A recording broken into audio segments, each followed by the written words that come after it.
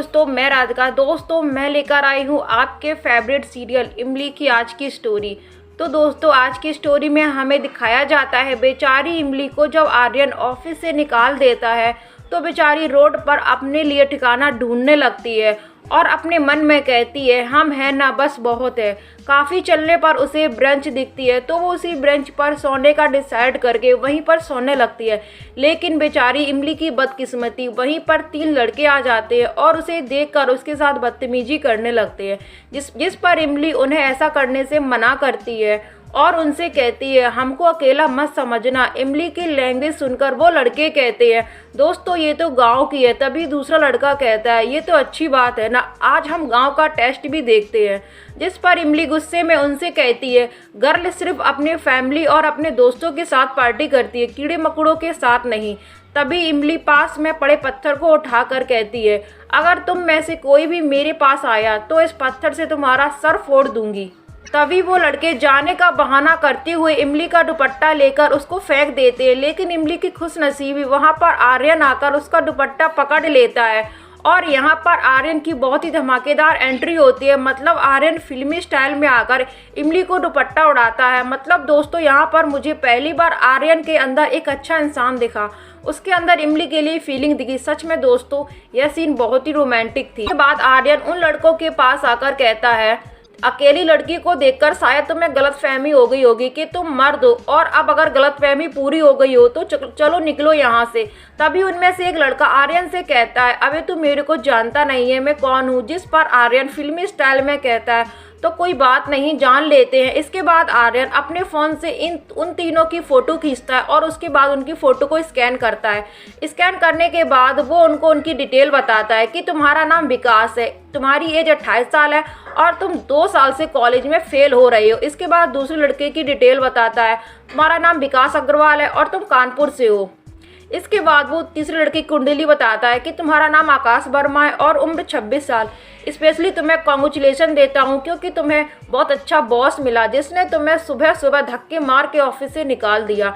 इसके बाद आर्यन उनसे कहता है तुम तीनों को तो मैं जान चुका हूँ लेकिन तुम तीनों मुझे नहीं जानते हो। तुम तीनों और मैं एक, तो हो सकता है कि तुम मुझे मार दो, लेकिन तुम तीनों को मैं एक बात की गारंटी देता हूँ कि अगर तुम तीनों में से किसी ने भी इस लड़की को या फिर मुझे सबसे पहले छुआ तो मैं उसे जान से मार दूंगा। और अब तुम तीनों डिसाइड कर लो कि सबसे पहले मेरे पास कौन आएगा, मैं यहीं पर तुम्हारा वेट करता हूँ। इसके बाद तीनों लड़के उसके पास जाते हैं, लेकिन पास आकर उनमें से एक लड़का कहता है दोस्तों मैं इसको जानता हूँ, ये वही है जिसने मुक्का को मारा था। मतलब आर्यन पहले फाइट किया करता था तब उसने किसी को मारा होगा। और जब लड़का ये बात सुनते हैं कि उसने मुक्का को मारा था, ये सुनकर दोस्तों उनकी सट्टी वट्टी गोल हो जाती है और वो तीनों इतनी जल्दी वहाँ से 1 2 3 होते हैं। तो सच में ये सीन काफ़ी फनी और अच्छा था। मतलब वो लड़के आते तो एकदम एटीट्यूड में, लेकिन जो भागते हैं ना तो हंसी आती है। एनीवे आगे की स्टोरी बताते हैं। तो इसके बाद आर्यन इमली के पास आता है और इमली से कहता है प्यास लगी थी ना तुम्हें। मतलब जब ऑफिस से इमली जब जा रही थी ना तो उसे प्यास लगी थी, पर आर्यन ने उसके हाथ से बोतल ले ली थी। बट यहाँ पर फाइनली वो इमली को बोतल देकर कहता है कि ये लो पानी। बेचारी इमली पानी पीती है। इसके बाद हमें मालिनी के घर का सीन दिखाया जाता है, जहाँ पर मालिनी जो होती है वो अपने घर यानी कि ससुराल आ रही होती है। तभी मालिनी की मॉम कहती है ड्राइवर तुम्हें छोड़ देगा और घर पहुंचकर कॉल कर देना। जिस पर मालिनी कहती है डोंट वरी मॉम, आज मेरा आइसक्रीम खाने का मन हो रहा है तो मैं सोच रही हूँ कि इमली के ऑफिस से होकर निकलूँ ताकि मुझे कहीं रोड पर सोती दिख जाए जिसे देखकर मेरे दिल को सुकून मिले। तभी वहाँ पर मालिनी के फादर आ जाते हैं जो मालिनी से कहते हैं कि किसे देखकर सुकून मिले, पर मालिनी जो होती है वो कोई रिप्लाई नहीं देती है। जिस पर मालिनी के फादर मालिनी के पास आकर उससे दोबारा पूछते हैं कि तुम किसे देखकर सुकून मिले। जिस पर मालिनी बात को घुमाते हुए अपने फादर से कहती है पापा कैसी रही आपकी ट्रिप। पर मालिनी के फादर समझ जाते हैं कि ये दोनों इमली के बारे में बात कर रहे हैं। तभी वो कहते हैं तुम लोग इमली के बारे में बोल रहे हो ना, फिर से कुछ किया तुमने उनके साथ, कहाँ है इमली और वो कैसी है। तभी मालिनी की माँ कहती है आपको तो सिर्फ अपनी नाजायज औलाद की परवाह है, लेकिन थैंक गॉड ऊपर वाला आपकी तरह नहीं है। और उस नौकरानी ने मेरी बेटी का घर तोड़ा था, वो कभी खुश नहीं रह सकती और यूँ समझ लीजिए कि अब उसका बुरा टाइम शुरू हो गया है। इस पर मालिनी के फादर मालिनी की मॉम को चुप कराते हुए कहते हैं, तुमने मेरी दोनों बेटियों की जिंदगी बर्बाद कर दी है। इसके बाद वो मालिनी को समझाते हैं, बेटा तुम भी माँ बनने वाली हो तो एक पेरेंट्स की फीलिंग समझ कर कभी तो इमली के लिए अच्छा सोच। जिस पर मालिनी सैड मुंह बनाते हुए कहती है, ऐसा क्या है पापा जो पहले आप मुझसे प्यार करते थे और अब सिर्फ इमली से करते हो? और बताइए पापा क्या कमी है, ऐसा क्या है आप मुझसे प्यार नहीं करते हो? इस पर मालिनी के फादर कहते हैं, बेटा ऐसी कोई बात नहीं है। तो मालिनी कहती है, जिसने मेरा घर तोड़ा, जिसने मेरा सब कुछ छीन लिया, आप उसी का भला चाहते हो। और इतना बोलकर मालिनी जो होती है वहाँ से चली जाती है। इसके बाद हमें आर्यन और इमली का सीन दिखाया जाता है। यहाँ पर आर्यन इमली से कहता है, अपना सामान उठाओ और गाड़ी में डालो और जब तक तुम्हें सेफ जगह नहीं मिल जाती है तब तक तुम मेरे घर में रह सकती हो। पर इमली जो होती है वो कहती है, थैंक यू, मैं अकेले ही मैनेज कर लूंगी। पर आर्यन उससे कहता है, तुम्हें एक बार में बात समझ नहीं आती, मैंने बोला गाड़ी में सामान रखो। जिस पर इमली गुस्से में कहती है, तुमको हमारी बात एक बार में समझ नहीं आती, हम बोल रहे हैं कि हम अकेले ही मैनेज कर लेंगे और आपको भी औरतों की बात काटने की आदत है क्या? और हम उन जैसे गवारों से नहीं डरते हैं। अगर उन जैसे गवारों से डरते होते तो औरतें कभी बाहर नहीं निकल पाएंगी। और अब हम ना कौनों से डरी हैं और ना ही किसी के दबाव में आई हैं। हमको जो करे का है हम वही करिए। इतना बोलकर इमली जाने लगती है। तभी आर्यन अपनी डायरी में कुछ लिखते हुए इमली से कहता है, ये लो रेंट एग्रीमेंट, इस पर साइन करो और हर महीने किराया देना। जिस पर इमली कहती है, आप हमारे लिए इतना क्यों कर रहे हो? तो आर्यन उसकी बात काटते हुए कहता है, मैं हर महीने तुम्हारी सैलरी में से 5,000 रुपये काट लूंगा और अब ये सामान गाड़ी में रखो, मेरे पास टाइम नहीं है। इसके बाद जाते जाते इमली आर्यन से कहती है, थैंक यू, पर हमसे एक बात पूछे का है, जब तुम कौनों का दर्द फील कर सकत हो तो फिर पत्थर बन के काहे जियत हो? जिस पर आर्यन इमली को समझाते हुए कहता है, बिना किसी कीमत के तुम बिना किराए दिए तुम भी मेरे घर में क्यों नहीं रहना चाहती थी? जिस पर बेचारी इमली कहती है, हम नहीं चाहते कि अब कोई भी हमें कमजोर समझे और पत्थर को चोट लागत है। तभी आर्यन उसी गाड़ी वाले इंसिडेंट को याद करते हुए कहता है कि पत्थर की कभी आवाज नहीं आती है, कि पत्थर की कभी आवाज नहीं आती। दर्द में रोने वाले कमजोर होते हैं, दर्द सहने वाले और दर्द देने वाले नहीं। और मैं इतना बोलकर आर्यन चुप हो जाता है। तभी इमली कहती है, और मैं क्या, प्लीज ये मत बोलना कि तीसरी बात उधार रही, काहे कि हमारे ऊपर काफी उधार हो चुका है।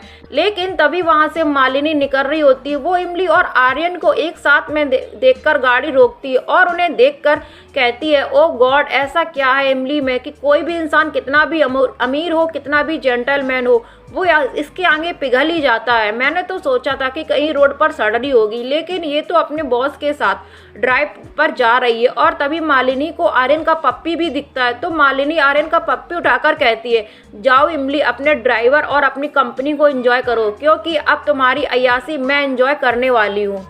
और उसके बाद मालिनी अपना सारते दिमाग लगाकर सेल्फी लेती है और सेल्फी में पीछे आर्यन और इमली भी होते हैं। पर इन सब की खबर ना तो आर्यन को होती है और ना ही इमली को होती है कि उन्हें कोई देख रहा है। इसके बाद हमें आदित्य के घर का सीन दिखाया जाता है, जहाँ पर आदित्य जो होता है वो खाने की टेबल पर बैठा होता है। तभी वो इमली की कई बात को याद करता है कि प्लीज आप हमारा इंतजार खातिर यहाँ मत बैठिए। फिर वो कहता है कि हमने कहा था इमली से कि हम उसे हॉस्टल छोड़ देंगे, पर उसे हमारे साथ रहना अच्छा नहीं लगता। इन सब बातों को याद करते हुए आदित्य थोड़ा सैड होता है। तभी मालिनी मौके का फायदा उठाकर अपना फोन दिखाकर कहती है, आदित्य देखो कितना प्यारा पप्पी है, माँ आप भी देखो। एक्चुअली ये पप्पी मुझे ऑफिस के बाहर जो रोड है ना वहीं पर दिखा, वैसे तो मेरा मन हो रहा था कि मैं इसे घर लेकर चलूं। तभी रूबी कहती है, बिन बुलाए मेहमान कब से अपने मेहमान बुलाने लगे। मालिनी उसकी बात को इग्नोर करते हुए आदित्य से कहती है, पता है आदित्य, पहले जब भी मैं पप्पी को देखती थी तो मैं उनको दूर से ही देखती थी, पर पहली बार मैंने किसी पप्पी को उठाया और उसके साथ खेली।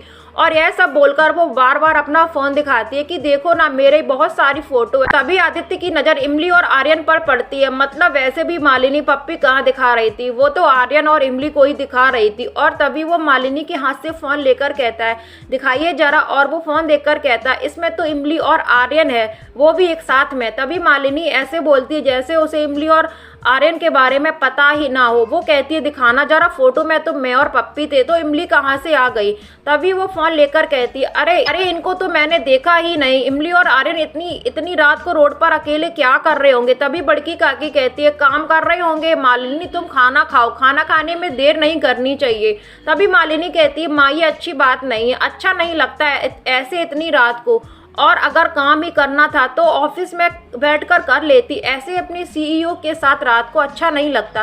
तभी बड़के काका कहते हैं शायद इतनी रात हो गई होगी और उसे हॉस्टल जाने में दिक्कत हो रही होगी, कहीं इमली किसी मुसीबत में। तभी रूबी कहती है आप लोग चिंता मत करो, मैं अभी इमली को फोन लगाती हूँ। उसके बाद रूबी इमली को कॉल करती है पर कॉल नहीं लगता, जिस पर रूबी कहती है फोन तो नॉट रीचेबल है। तभी आदित्य कहता है मैं हॉस्टल फोन करता हूँ, वो वहां पर होगी। इसके बाद आदित्य हॉस्टल में कॉल करता है और कहता है कि मैं आदित्य कुमार त्रिपाठी बोल रहा हूँ, आपके यहाँ इमली रहती है, जरा उससे बात करा दो। तभी वही मैडम जो होती है वो कहती है इमली यहाँ पर क्यों आएगी, उसे तो हॉस्टल छोड़े 2 दिन हो गए हैं। तभी आदित्य कहता है तो फिर वो कहाँ है, जिस पर वो मैडम कहती है वो कहाँ है, किसके साथ है, ये तो वही जाने। इतना बोलकर वो मैडम फोन काट देती है।